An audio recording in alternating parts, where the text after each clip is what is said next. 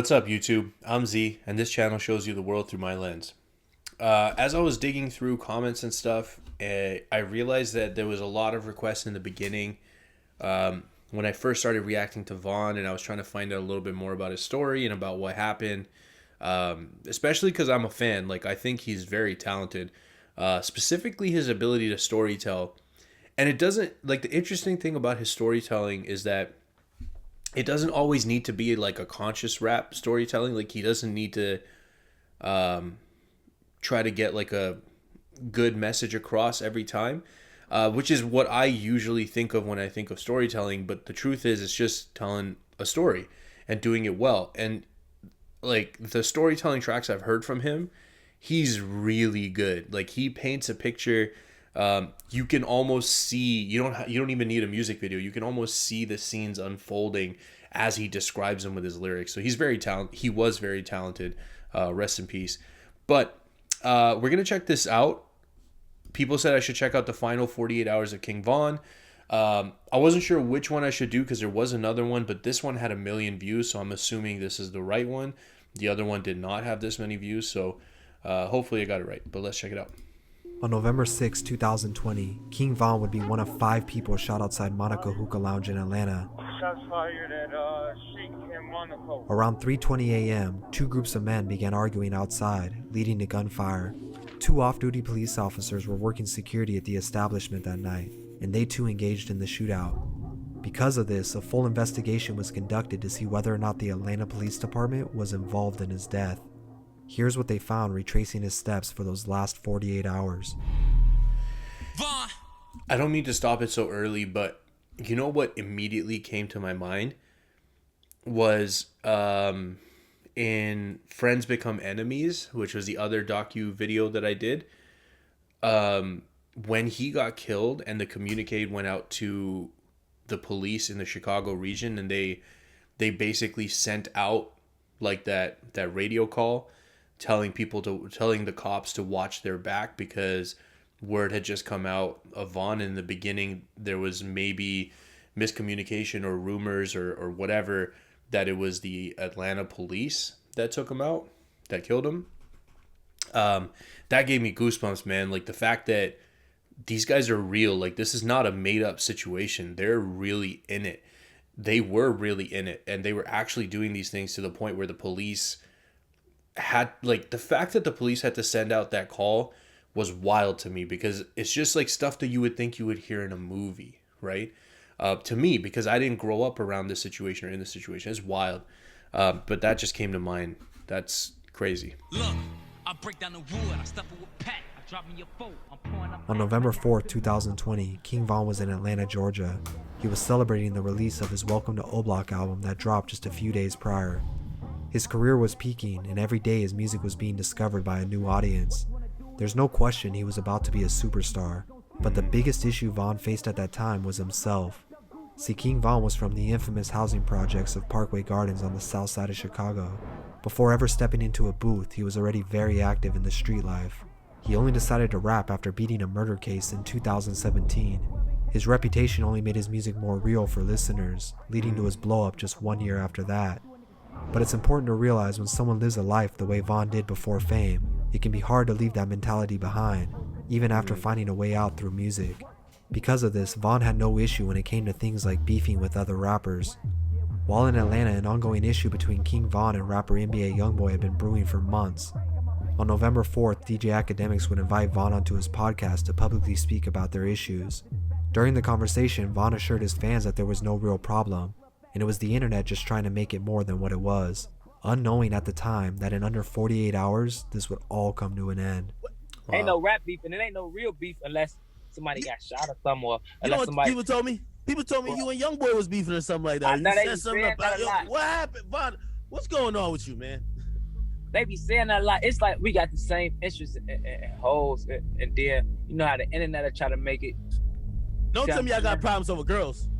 No, it's the internet, gang. It's the you know, they'll try to make it like that because it's the internet. These issues had been escalating since a few months before, when pictures of King Von and NBA Youngboy's ex-girlfriend surfaced online. From that point forward, the two rappers made it known they didn't like each other through a series of social media posts. With two artists this large going back and forth, it was only a matter of time before others got involved as well. One of those people would be Quando Rondo, an artist and friend to NBA Youngboy. Even though Von and Quando were cool at one point, now they weren't. And it just so happens Quando's from Savannah, Georgia, only a 4-hour drive from Atlanta. I'm saying though, 63rd dirty ass.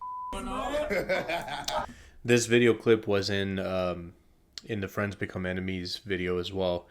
The interesting thing in that DJ Academics thing was like he talked about like the pictures of the women being like a main catalyst of like people hyping the beef up to bigger than it was.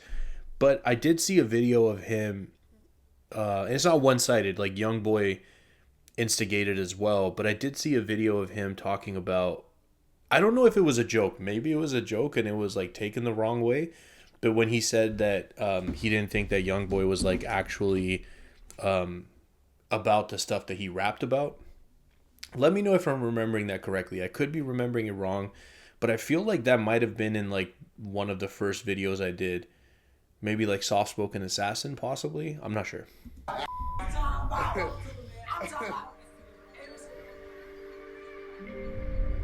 On November 5th, King Von woke up and gathered his entourage. This included himself, his manager, and 20 some others. Around 11 p.m., just 5 hours before his passing, they headed out to Opium nightclub. Von was set to make an appearance and promote his new project. He hopped into his bulletproof Hellcat, followed by 8 other cars filled with friends and associates. Listen, the fact that these guys have to roll around in bulletproof cars. Around midnight, they arrived. By this time, his manager was taking notice that something was off with Von that night. He couldn't put his finger on it, but he felt like he wasn't himself, almost like he knew. They stayed at Opium for a few hours where everyone appeared to be enjoying themselves. Fans would upload videos online of Von in the club, and from the looks of it, everything seemed normal. But these would be the last videos of King Von smiling we would see. Hey, you know, it's all love in this tee up shit. I done dropped that on that welcome to roadblock going crazy. I don't want to think about it, you know, going on. Around 2 a.m., just 2 hours before his time of death, he gathered his crew and they left the venue. According to his manager, everybody thought they were headed back to the Airbnb, but somewhere on their way home, they lost track of Von's car.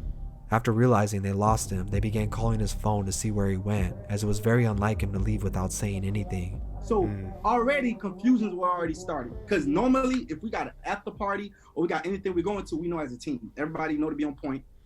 You know what I'm saying? We're traveling with a real deal gangster, a real stepper. So everybody gonna know how to move. But from that night, I don't know what it was. Maybe it's God timing. I don't know what it was, but Von completely went on his own course.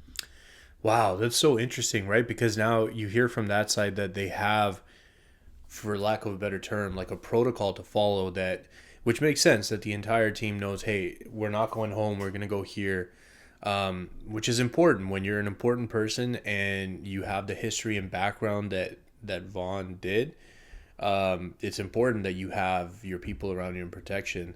I'm curious to see if they did catch up to him before the situation, because I don't remember that, but this is eerie stuff, man. It's eerie. His manager and more importantly his security went with him everywhere. After calling, they found out he rerouted to an after-hours hookah lounge across town. A little before 3 a.m., Von pulled up to Monaco, but decided to wait in his car while the rest of his entourage was still on their way. About 15 minutes went by, Von still in his bulletproof vehicle staying warm. His manager, followed by 6 other cars, pulled up to the parking lot. He hopped in the car with Von, and once again he said he felt like he wasn't himself. They stayed in there while the rest of his entourage was wondering what was going on. It was a cold night, so they too decided to wait in their cars. After a few minutes of talking, his manager convinced Von it was time to go inside. He let his security team know he was ready to enter, so they did their normal checkup. Around 3:15 a.m., security went into the club and checked it out to make sure it was clear of any threats. With Von being a high-profile rapper, this was a standard procedure for them before entering any venue. They couldn't bring weapons in the club, so security left them in their cars. Right as they were about to walk in, one of Von's friends alerted him that Quando Rondo was in a car just a few feet away. It's unknown if Von got a tip from someone that night about Quando being at the club, or if it was just a coincidence that he rerouted his car to the exact location they would both be at. Listen, the thing is that the fact that he rerouted and there wasn't like a communication to like the rest of the team, that's the part that makes it fishy to me, right? Fishy in the sense that, like, this can't be a coincidence. There has to be, like, otherwise, why? Like, if there's a certain way that somebody always does something, why would they change that pattern? I don't know, but it doesn't matter in the sense that, like, obviously his security and team got there before Quando Rondo pulled up. And then, like, just, like, the context of the situation, the fact that, like, they had to leave their guns in the car, so, like, they probably weren't armed because they were getting ready to go in at this point. This is all just, like, perfect, you know, sequence of events to set up for this to happen. Man, this is crazy. It's possible it just happened like that, but this could have also been the reason Vaughn seemed off. Maybe he knew something no one else did. Normally, Vaughn was calm, collective, and soft-spoken. Living the life he lived back in Chicago, he knew how to handle these situations. But on this night, Vaughn reacted before anyone could say or do anything. He immediately hopped out of his vehicle, jewelry on and all, not knowing if Quando was alone or if he too had people with him. Only a few moments later, the two would come face to face, and just like Vaughn spoke about before, it was on sight. He threw punches at Quando even before words could be exchanged. Others rushed over as the fight broke out. What Vaughn didn't know was the white vehicle Quando was standing next to had people from his crew inside. At 3:20 a.m., only a few seconds after the fight had started, a gunshot from only a few feet away went off, striking Vaughn in his side and catching him completely off guard. You can see the gunman, who we now know as Lil Tim, coming out from behind the car and firing multiple shots. Vaughn got hit 3 to 4 times, and his manager was also hit in the leg. The 2 off-duty police officers working security that night reacted immediately, and they too fired shots into the crowd.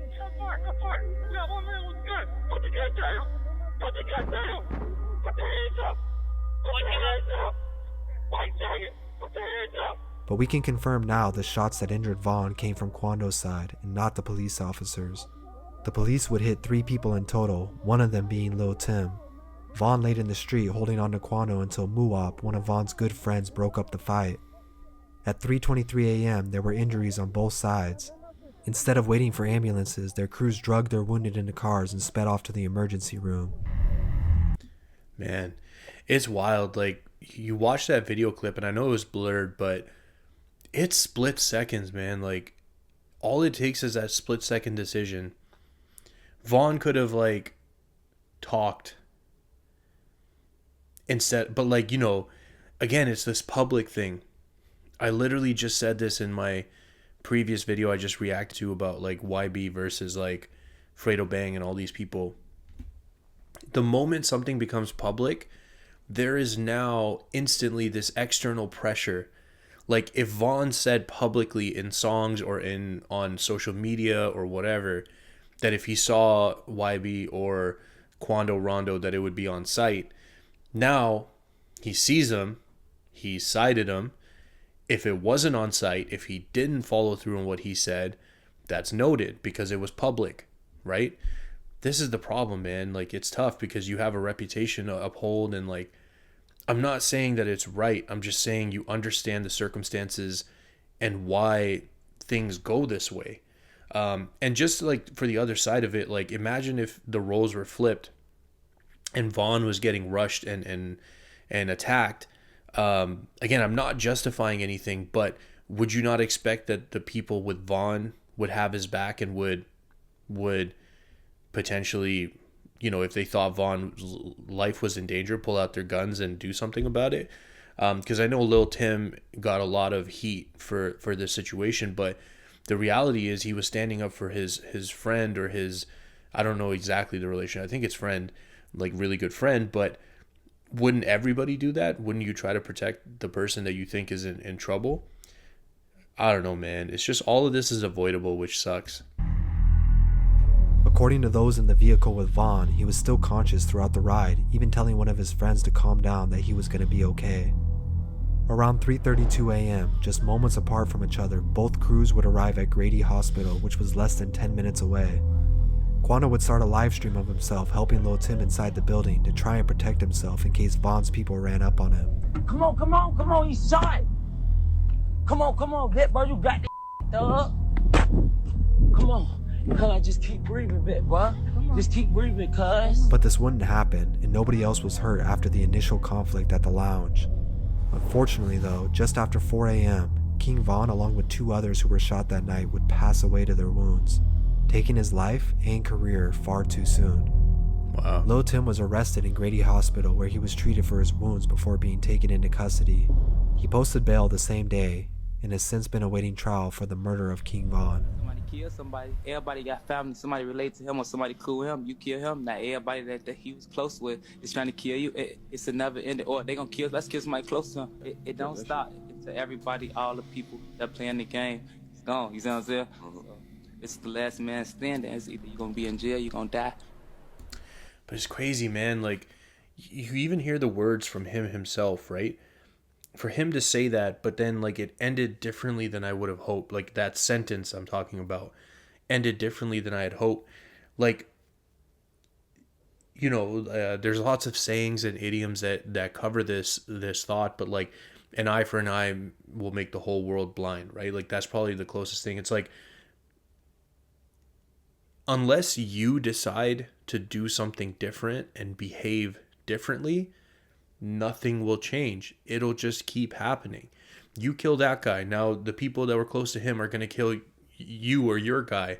And now you're mad that your guy's dead, or your people are mad that you're dead, so they're going to kill the next guy. It's just never going to stop. And it's really sad because these people don't need to die. It's just, I don't know. I know it's probably, like, to those of you that maybe are closer to this type of lifestyle, it probably seems really naive for me to say that. Trust me, I understand the psychology behind it. I understand that it's survival. It's like, in certain situations, it's almost like if you don't behave this way, you're not going to make it, right? So it's self-preservation, it's survival. I completely understand that. I just wish it was different. And I'm sure you guys wish it was different as well. But yeah, I'm glad I checked that out. Let me know down below what I should be checking out next, guys. If you want to see me do a song from King Von, please let me know what you want to do. The recommendation with the most likes or the most replies is the one that I'm going to do next. So let me know. If you guys are still here, I appreciate you spending your time with me. I hope you have an awesome day, and I'll see you next time.